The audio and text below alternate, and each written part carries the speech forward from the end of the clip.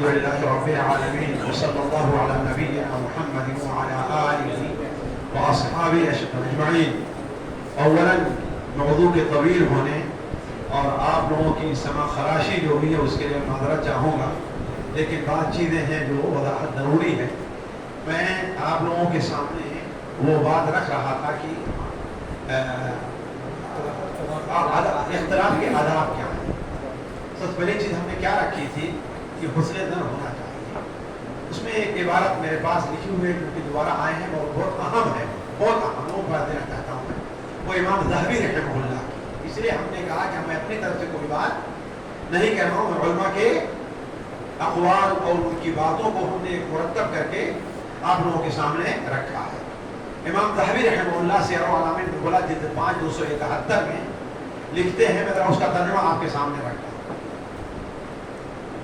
قتادہ ابن دعامہ یہ بہت مشہور تابعی ہیں. ان کے بارے میں کہا گیا ہے کہ وہ تقدیر کا انکار کرتے تھے. شیخ معلوم ہوگا نا، کانا یرا القدر، جی یرا القدر. امام ذہبی کیا لکھتے ہیں؟ وہ تقدیر کے بارے میں ایک رائے رکھتے تھے، یعنی وہ تقدیر کے منکر تھے. ہم اللہ تعالیٰ سے دعا کرتے ہیں کہ انہیں معاف کرے. یہ حسن ظن دیکھیے. اس کے باوجود کوئی بھی، یعنی یہ ان کے اندر یہ عیب تھا، یہ بدعت تھی ان کے اندر.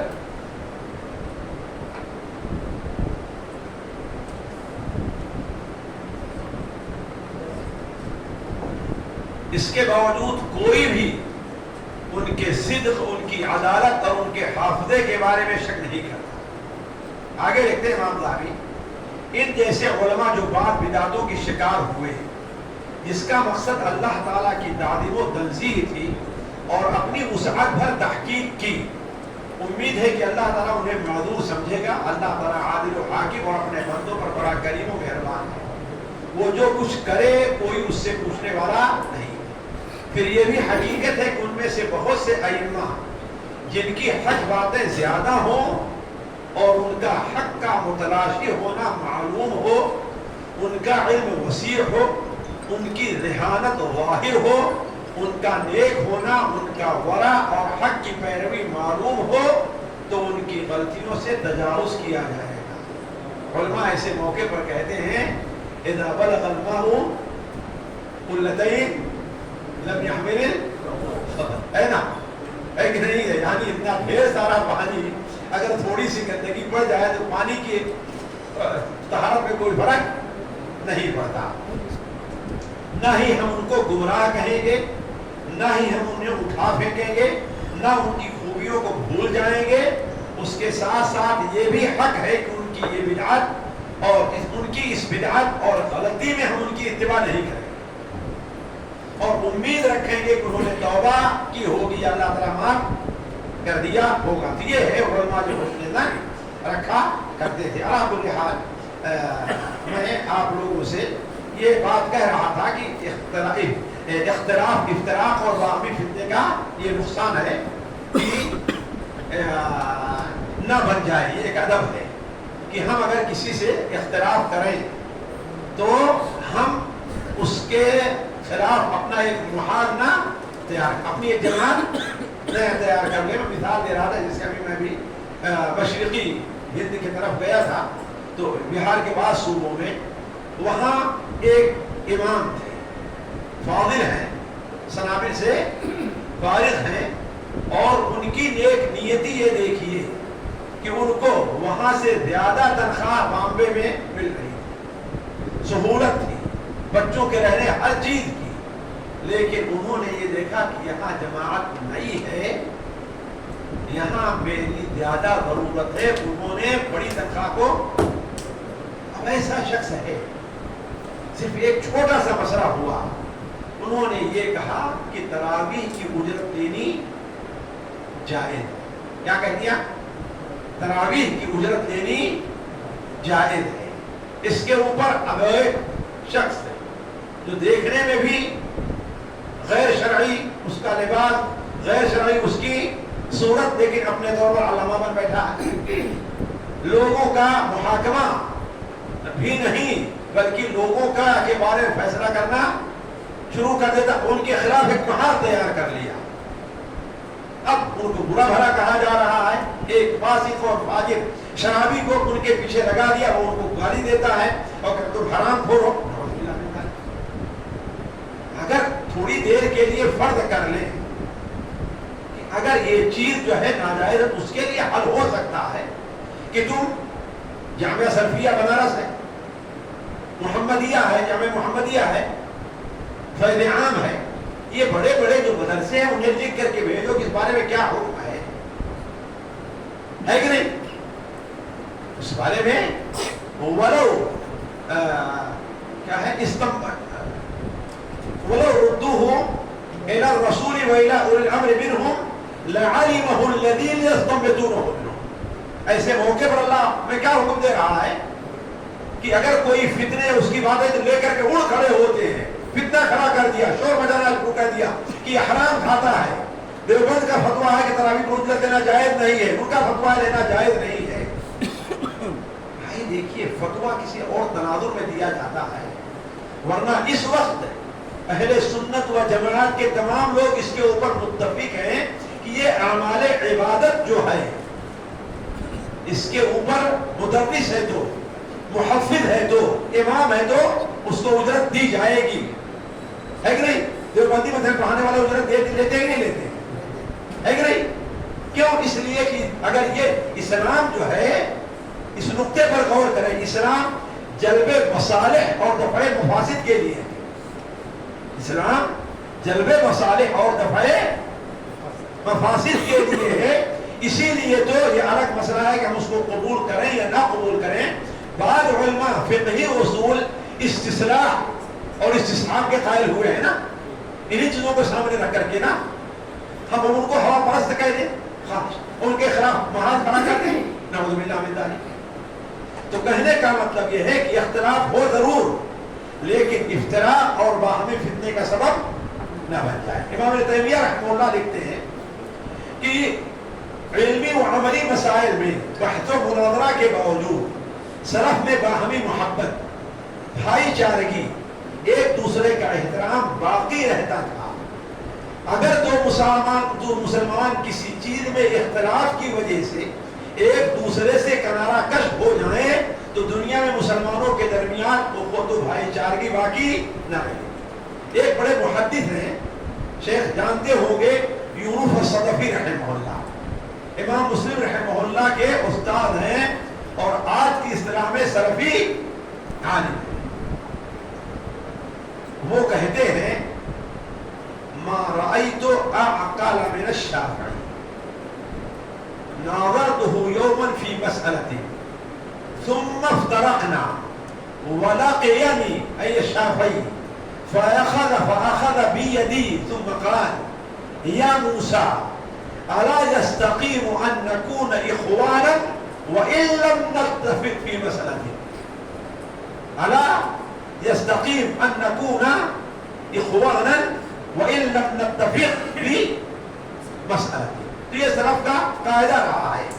محمد ابن سلام امام بخاری کے استادوں میں اساتذہ میں سے ہیں اور آج کی اصطلاح میں ایک سلفی عالم ہیں.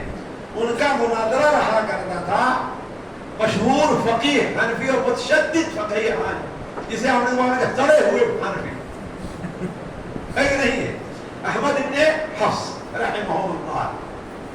شاید یہی ہے جنہوں نے ابو حنیفہ مرتب کیا ہے. تو وہ کہتے ہیں یہ اہل رائے میں تھے اور وہ اہل سنت میں تھے.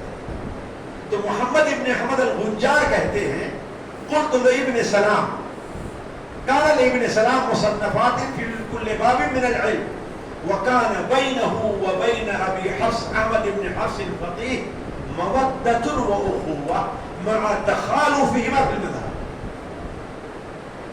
اور میرے بارے میں ایک ٹیلر, کوئی عالم نہیں, ایک ٹیلر ایک دائی سے کہتا ہے کہ شیخ مقصود علیہ حدیث نہیں, شیخ مقصود علیہ حدیث نہیں. کیوں بھائی, اس کی دلیل کیا ہے؟ کہا فلاں تبلیغی جماعت والا ہے, اس سے ان کی دوستی ہے, اگر اہل حدیث تو دوستی نہ کرتے. انہیں کوئی عالم نہیں کہا، کون کہہ رہا ہے؟ ایک تبر کہہ رہا ہے۔ تو ہمارے یہاں معیار کیا ہو چکا ہے؟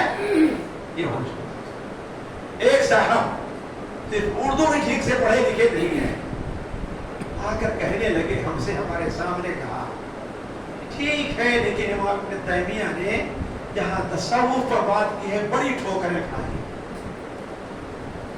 میں نے کہا کہ امام ابن تیمیہ کو ٹھوکر کھلانے والا تو ٹھوکر نہیں کھا رہا ہے، مجھے تو ٹھوکر نہیں کھا رہا ہے۔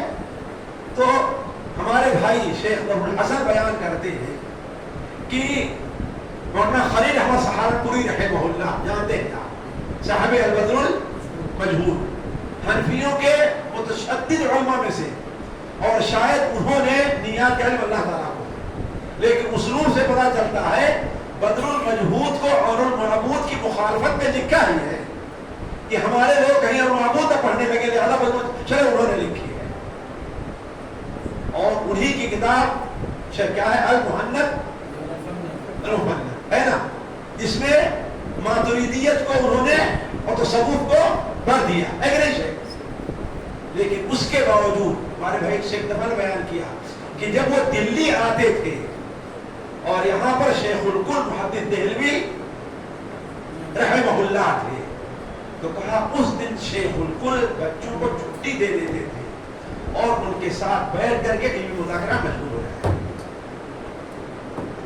یہ وسعت تھی، ہمارے اختلاف افتراء کا سبب نہیں بنا۔ اختلاف جو ہے، اس سے بھی واضح بات بتاؤں، بزم عاجمندہ ایک کتاب ہے، اس کی ہے اسحاق بھٹی کی، اس میں علامہ امرستری رحمہ اللہ کے ترجمے میں لکھا ہے۔ ساتھیوں یہ اس لیے واضح کر رہا ہوں کہ ہمارا نوجوان اس طبقہ اس وقت کہاں جا رہا ہے۔ ایک بار ریاض میں ایک پروگرام میرا ہو رہا تھا کہ ہم تصنیف اور تاریخ کے سلسلے میں کیا کریں، تو ہم نے جو نقاط لکھے اس میں یہ لکھے کہ آج ہمارے جو مصنفین میں ایک بڑی کمی ہے کہ ان کی اردو کیا ہے؟ بڑی کمزور ہوتی ہے۔ تعریف کے لیے ضروری یہ ہے کہ جس زبان میں کتاب لکھ رہا ہے اس کے اسلوب اور عصری اسلوب سے کیا ہے وہ انسان واقف ہو۔ تو اس سلسلے میں ہم نے کہا کہ فلاں فلاں فلاں کتاب پڑھی جائے، اور ہم نے یہ کہہ دیا کہ تفہیم القرآن خصوصاً اس کا ترجمہ جو ہے اس میں کوئی شک نہیں، ہمارا ان سے لاکھ اختلاف ہے، لیکن جہاں تک ترجمہ ہے عربی ادب کا بہترین شاہکار، اگر کوئی آج اردو ادب کا اگر کوئی ذوق رکھتا ہے تو میری بات کی تائید کرے گا۔ تو پیچھے سے ایک صاحب اپنے ساتھی سے پوچھتے ہیں، ارے جماعت اسلامی ہے؟ پوچھتے ہیں ارے جماعت اسلامی ہے کیا؟ صرف یہ ہے کہ ہم نے کہا ایک بطور ادب کے امریکہ کے حوالے اسے تفسیر دیجیے، آپ ان سے یہ کیجیے، اس کا ترجمہ آپ اس ناحیے سے پڑھیے کہ گویا آپ کو ایک اسلوب ملے۔ اسی لیے دیکھیں یہ مولانا مودودی کو یہ جو مجھے کسی وجہ سے نہیں ملی ہے، انہوں نے آسان اسلوب میں، یہ اسلوب ہمیں پڑھنا چاہیے، ہمیں سیکھنا چاہیے، لوگ اپنی بات لوگوں تک پہنچانے کے لیے آسان اسلوب میں تمام یونیورسٹی اور جامعات کے طلباء کو انہوں نے اپنی بات سمجھا دی ہے، اور ہم عوام کو نہیں سمجھا سکتے، ہم عوام کو نہیں سمجھا سکتے۔ بسا اوقات ایک بڑے عالم کا بطور تبرک کے ہم لے لیتے ہیں، ہے کہ نہیں ہے، لیکن اس سے کچھ فائدہ نہیں اٹھا، یا فائدہ عالم اٹھا سکتا ہے۔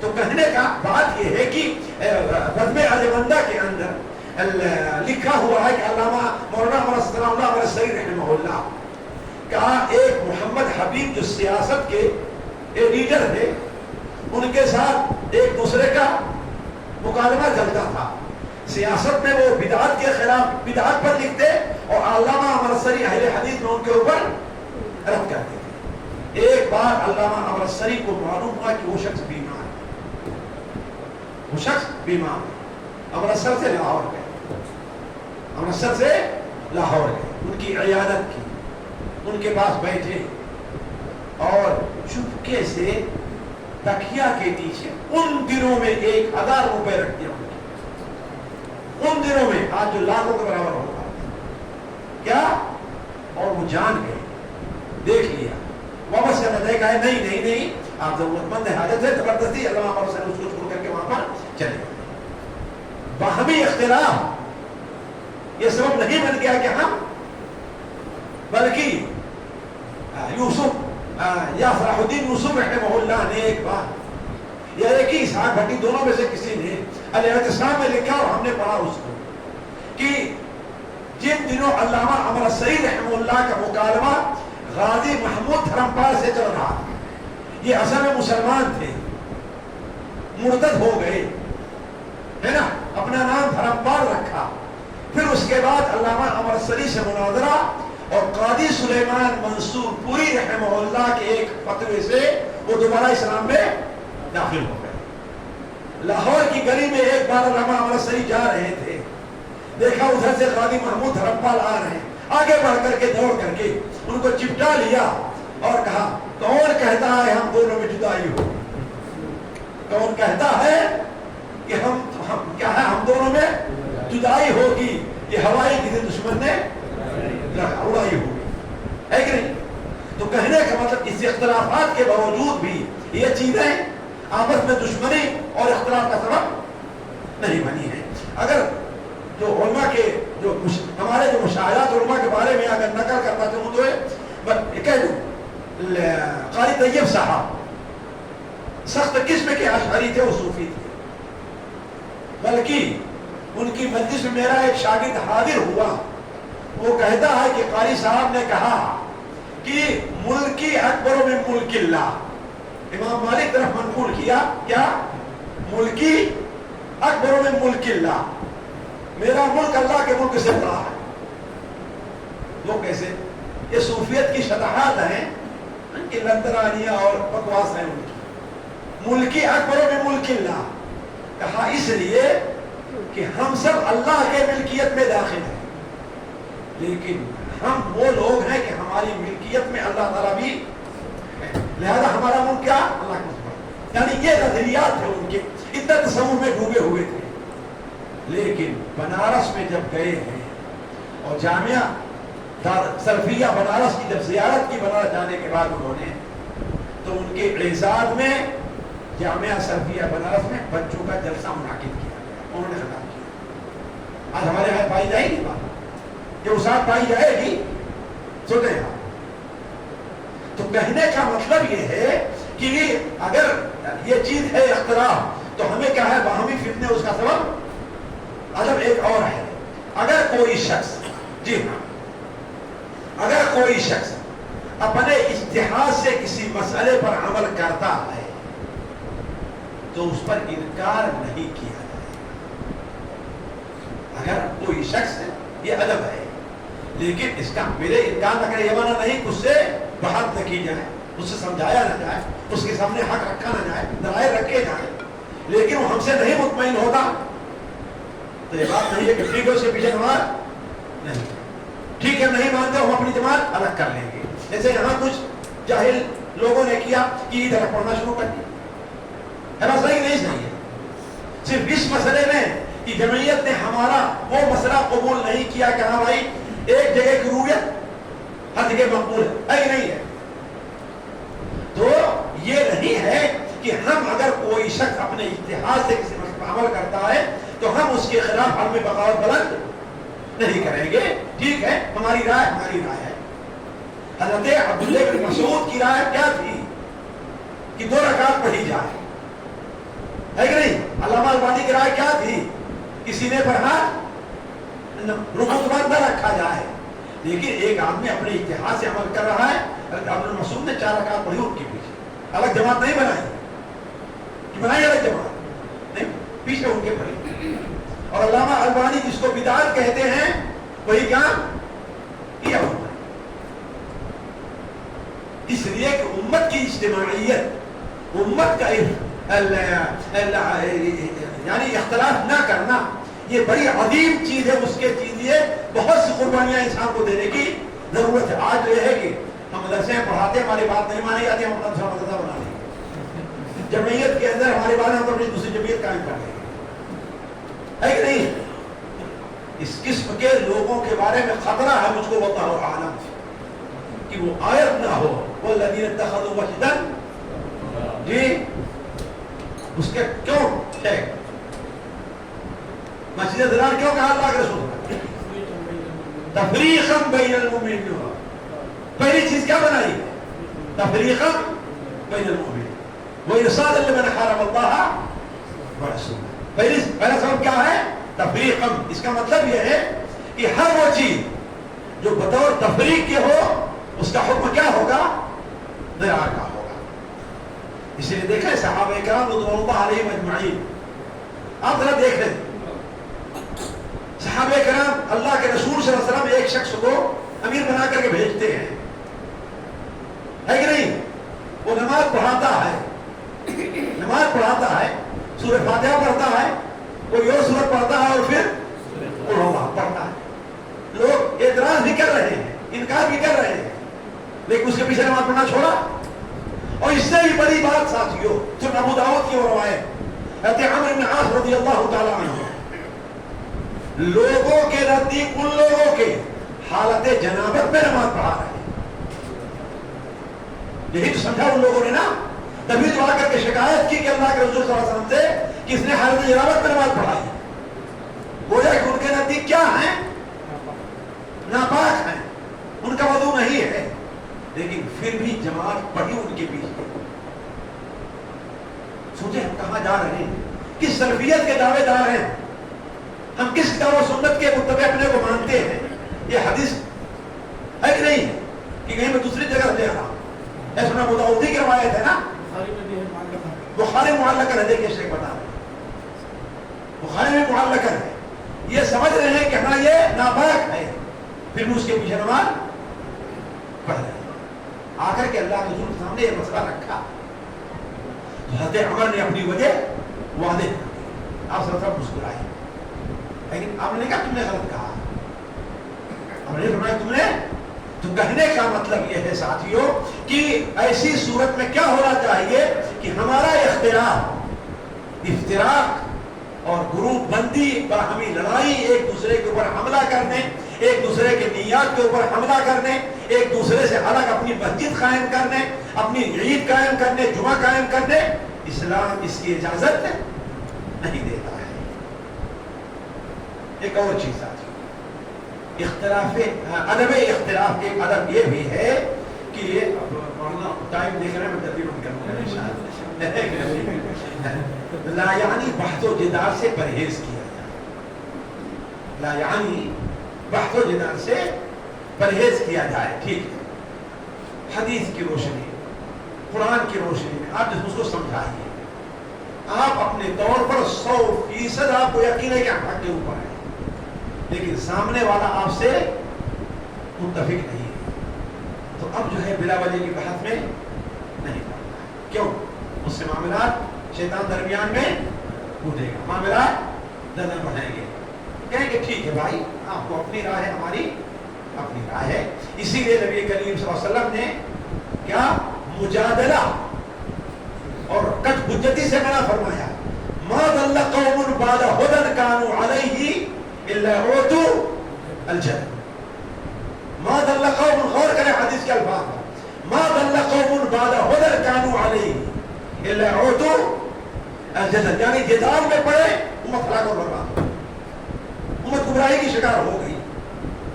اور اس حدیث کے اوپر بھی نظر کریں، سنن ابو داؤد میں تو امامہ سے مروی ہے، انا زعیم ببیت فی روض الجنہ لمن ترک المراء ولو کان محقا، حق پر ہونے کے باوجود جب دیکھے کہ معاملہ اب الجھ رہا ہے خاموش ہو جائے۔ لا یعنی سے اسی لیے امام حسن بصری رحمہ اللہ کیا کہا کرتے تھے، ما رأینا فقیہا یماری، ما رأینا فقیہا یماری، یہ بھی انہوں نے بھی فرمایا المؤمن یداری ولا یماری، المؤمن یداری یعنی نرمی سے کام لیتا ہے، مدارات، ولا یماری ینشر حکمت اللہ فإن قبلت حمد اللہ وإن ردت حمد اللہ۔ ساتھیو ایک اور چیز میں ذرا بڑے اختصار کے ساتھ وہ رکھنا چاہتا ہوں. دیکھیے اختلاف پسندیدہ ہے، ناپسندیدہ ہے، اور شریعت میں اس کا حل رکھا ہے. تو وہ حل کیا ہے؟ اگر مرتب جو ہے میرے اس کا حل اصل میں یہ ہے کہ دیکھیے 2-3 جگہ پر. وہ یہ ہے کہ اولاً یہ ہے کہ انسان ایسی صورت میں اعتصام بالکتاب والسنہ کو لازم کرے. یہ سب سے بہتر حل ہے اور سب سے مضبوط حل ہے. ما فرطنا فی الکتاب وما اختلفتم فیہ من شیء جی وحکمہ وما اختلفتم فیہ من شیء وحکمہ الی اللہ. یا ایھا الذین آمنوا اطیعوا اللہ واطیعوا الرسول واولی فإن تنازعتم في شيء فردوه إلى الله والرسول إن كنتم تؤمنون بالله واليوم الآخر. دوسری چیز یہ ہے ساتھیوں، ما انا علیہ واصحابی کے اوپر عمل کیا. ما انا علیہ واصحابی. بعض مسئلے ہیں اختلاف ہوا. دیکھیں صحابہ کا اولا اس بارے میں کیا موقع رہا، یا ایسے مسائل کے حل کے سلسلے میں صحابہ کیا طریقہ اپنا. اس چیز کو سامنے رکھا جائے. اس سلسلے میں باتیں بہت ہیں، لیکن صرف ایک حدیث میں آپ کے سامنے رکھ دوں، اس کو دیکھیے. علامہ البانی اسے صحیحہ میں نقل کرتے ہیں. امام طبرانی رحمہ اللہ کی معجم کبیر الاوسط کے اندر یہ حدیث موجود ہے. عن ابی واقد اللیثی قال قال رسول اللہ صلی اللہ علیہ وسلم ونحن جلوس على بساط. آپ نے کیا فرمایا؟ انہا ستکون فتنہ. کیا فرمایا؟ انہا ستکون فتنہ. قالوا کیف نفعل قالوا کیف نفعل فرد یدہ الى البساط فامسک به قال تفعلون هكذا. یعنی وہ دین کو مضبوطی سے ایسے تھامے رہنا. پھر اس کے بعد وذکر لهم رسول اللہ صلی اللہ علیہ وسلم انہا ستکون فتنہ ولم يسمعه كثير من الناس فقال معاذ بن جبل رضي الله عنه ألا تسمعون ما يقول رسول الله صلى الله عليه وسلم قالوا وما هي قال يقول إنها ستكون فتنة قالوا فكيف بنا يا رسول الله. اس الفاظ پر غور کریں. قالوا كيف بنا يا رسول الله كيف نصنع قال ترجعون إلى عملكم الأول ترجعون إلى عملكم الأول. یعنی پہلی صدی میں جو تمہارا معاملہ زمانے میں رہا ہے اس طرف تم رجوع کرنا. تیسری چیز ہے کہ ادب اختلاف کو مد نظر رکھا جائے. چوتھی چیز حل کا یہ ہے کہ علماء ربانیین کے طریقے کو اپنایا جائے اس سلسلے میں. وَإِذَا جَاءَهُمْ أَمْرٌ مِّنَ الْخَوْفِ وَإِذَا جَاءَهُمْ أَمْرٌ مِّنَ الْأَمْنِ وَالْخَوْفِ أَذَاعُوا بِهِ وَلَوْ رَدُّوهُ إِلَى الرَّسُولِ وَإِلَى أُولِي الْأَمْرِ مِنْهُمْ. اگر رسول اور ان میں جو لوگ سمجھدار ہیں ان تک یہ معاملہ پہنچاتے ہیں. یہ نہیں کہ اپنے آپ حل کرنا شروع کریں، یہ نہیں کہ اپنے فیصلہ کرنا. ہمارے پاس بہت سے لوگ اس لیے آتے ہیں اور سوال کرتے ہیں کہ ہم ان کی رائے کے مطابق فتویٰ دیں. اگر ہم نے ان کی موافقت نہیں کی تو ہمیں ان کے صحیح نہیں سکی. یہ تو طریقہ نہیں ہے. یہ کوئی ضروری نہیں کہ آپ ہم وہی فتویٰ دیں جو آپ کہہ رہے ہیں. جیسے ایک صاحب بمبے میں ہم سے ملے کہ بھینس کی قربانی کا کیا حکم ہے. میں کہا جائز ہے. جائز ہے. کہا وہ کیسے؟ بعض لوگ اس حد تک پہنچ جاتے ہیں نعوذ باللہ من ذالک کہ بھینس کی قربانی گویا سور کی قربانی ہے. نعوذ باللہ. یہ چھوٹے منہ بڑی بات ہے. گویا سورج کے اوپر تھوکنا ہے. تو کوئی تھوکے تو سورج پر تو کیا ہوگا جی اس کے پوری پر آ کر کے اتنی بڑی جرات. اور اسے بس نہیں ہے. ہم نے ان کو سمجھانا چاہا. ہم نے کہا اصل میں کہا دیکھو آپ ذرا عربی لغت کے اوپر غور کرو. جاموس کیا ہے اصل میں؟ اس لغت پر غور. اصل میں جاموس فارسی کا لفظ ہے اور گائے موش ہے. کیا؟ گائے موش. اس سے فاطمہ جاموس آیا ہے. تو گویا جاموس یہ بھی گائے ہے لغت کے اعتبار سے. تو جو بکر کی قربانی ہے تو بکر اس کی بھی قربانی ہے. تو کہتے ہیں ہو سکتا ہے یہ لغت نے غلط لکھا. ماننے کے لیے تیار. جیسے کوئی پیر کا قصہ بیان کیا آتا نا کہ وہ اپنی بیوی, سارے لوگ اس کی کرامت کو مانے لیکن اس کی بیوی کرامت کو نہیں مانتی ہے کہ نہیں ہے. تو ایک دن انہوں نے کہا کہ آج میں وہ کرامت دکھاؤں گا, تمہیں ماننا پڑے گا. کہا وہ کیسے؟ کہا ٹھیک ہے دکھاؤں. گئے اپنا جنگل میں, وہاں سے کچھ وظیفہ پڑا اور اڑنا شروع کر دیا. اڑتے اڑتے اڑتے اڑتے گھر کے سامنے آئے, اس کا بیوی دیکھ لو تو واپس چلے گئے. جب وہاں سے دوبارہ واپس آئے گھر پر, دروازے ہی پر تھے کہ بیوی نے چڑھائی شروع کر دی. تم کیسے پیر ہو؟ آج ہم نے ایسے بزرگ کو دیکھا جو آسمان پر اڑ رہا ہے, تم کیسے پیر ہو؟ کہا اچھا مان گئی نا. کہا مان کیا گئی؟ کہا کہ وہ وہی تھا اڑ رہا تھا. کہا اچھا تبھی تھوڑا ٹیڑھے اڑ رہے تھے. تو یہ ایسے حادثات پیش آتے لطیفہ ہے, لیکن وہی کیا کہے وہ صاحب, کیا کہنے لگے کہ اللہ بھائی اللہ کیا فرماتا ہے, وَلَوْ رَدُّوهُ إِلَى الرَّسُولِ وَإِلَى أُولِي الْأَمْرِ مِنْهُمْ لَعَلِمَهُ الَّذِينَ يَسْتَنبِطُونَهُ. تم نہیں جان پاؤ گے, اور اللہ نے تمہیں کیا تعلیم دی ہے, وَاعْلَمُوا أَنَّ فِيكُمْ رَسُولَ اللَّهِ لَوْ يُطِيعُكُمْ فِي كَثِيرٍ مِّنَ الْأَمْرِ جی ہے لَعَنِتُّمْ. ہمارے طلبہ کے لیے ایک درس ہے کہ نہیں درس ہے؟ اگر عالم امیر جماعت امام مسجد تمہاری ہر بات ماننے لگے تو لعنتم ہے کہ نہیں.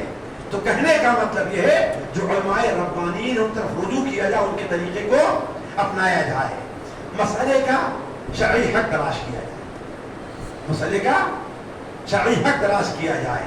علماء سے گفتگو ہو تو تواضع سے کام لیجیے, علماء کے ساتھ بے عزتی بدتمیزی سے پیش نہ آئیے, اپنے مقام کو پہچانیے. اللہ نے اہل مقام بڑا اونچا رکھا ہے.